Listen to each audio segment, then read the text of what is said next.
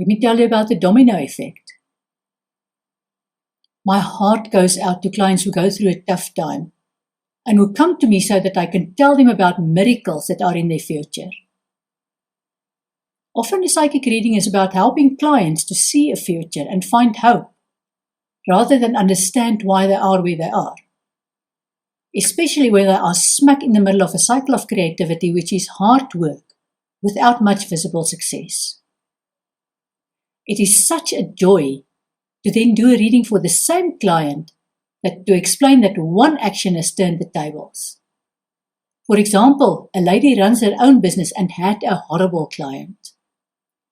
Their paths finally parted with no animosity, but also a mutual understanding that they wouldn't do any future business together.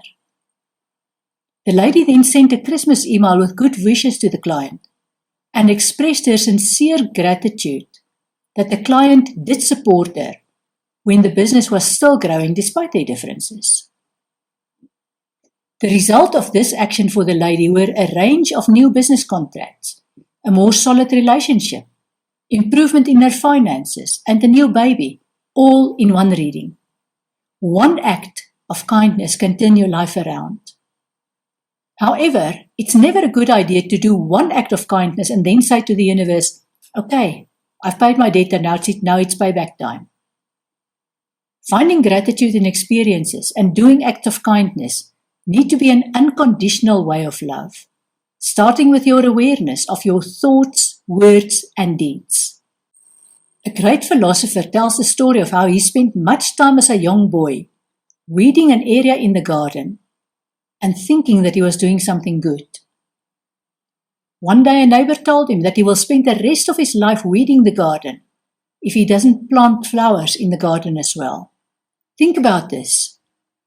Are you only weeding in your life, or are you also planting seeds?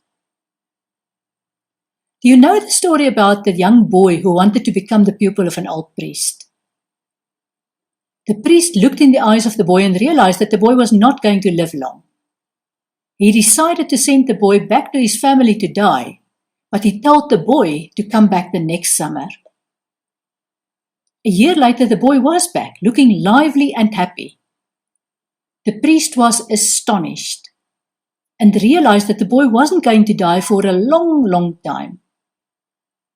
Never questioning what he initially saw in the eyes of the boy, he asked the boy to explain to him in detail what had happened during the previous year. The boy told the priest how, on his way home, he saw a colony of ants trapped on some high ground in the river. The boy found a long stick and held it over the river so that the ants could walk on the stick to dry land. His arms got very tired, but he held the stick in place until the very last ant had reached dry land. The boy then described the rest of the journey, but the priest was no longer listening. The priest had realized that one single act had wiped out all the bad karma that the boy had accumulated in previous lives. That was why the boy was no longer going to die young. Once you understand the process of finding the wisdom and celebrating your gratitude for any experience, you have a surefire way of dealing with all baggage from your past. You also have a means of creating and managing your future. The past can evoke strong emotions of guilt, resentment, and regret. When you find the source of your guilt, you'll be able to find the wisdom in the experience and gratitude for your earthly teachers in the experience. The guilt will be wiped away. And those buttons that were pressed whenever you were reminded of the ordeal and your contribution will no longer be valid.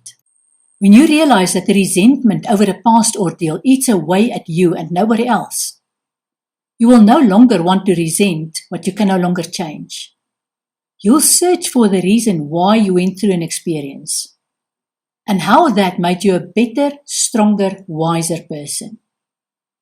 You'll experience the satisfaction of true forgiveness, not turning the other cheek, but finding the wisdom. Then you'll be able to thank the person for the experience and for teaching you well. You would no longer want to associate with that teacher because you'll understand that your vibration is higher because of having gained your wisdom. That is discernment, not judgment. If that person is, for example, a close family member, such as a parent, you may not be able to completely cut off the association, but you will find the emotional distance. Your vibration will never be lowered to the point where the resentment mattered. Your love for the person will remain in place, but in all other aspects, the person will be just another person, rather than the one who did things to you. When you have regrets over past decisions, you will finally understand that you cannot change the past, but you can change the way you look at the past. You'll understand that at the time you should have listened to that inner voice that told you to stay out of that financial transaction, or that you should ignore the obstacles and attend a wedding in a different country, or go on that holiday with precious friends. Guess which regrets I needed to accept as a done deal that cannot be changed? What past actions do you regret? The future can evoke a lot of fear, especially when that future is uncertain. As you grow older, you realize that the future is by nature uncertain and there's nothing to fear about it.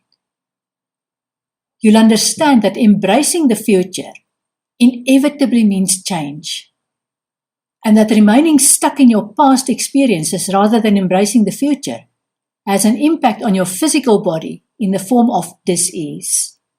We live in a time where embracing the future is more important than ever, knowing that we can never return to the corruption and evil that's been exposed on this planet.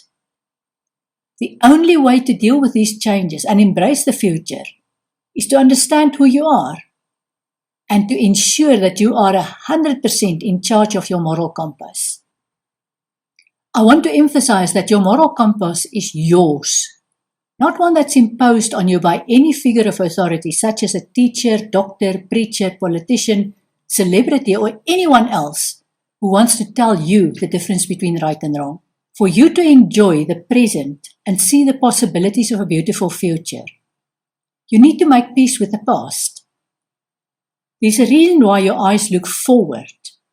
That is part of how God designed you. You are the creator of your future and you are fully equipped to do so.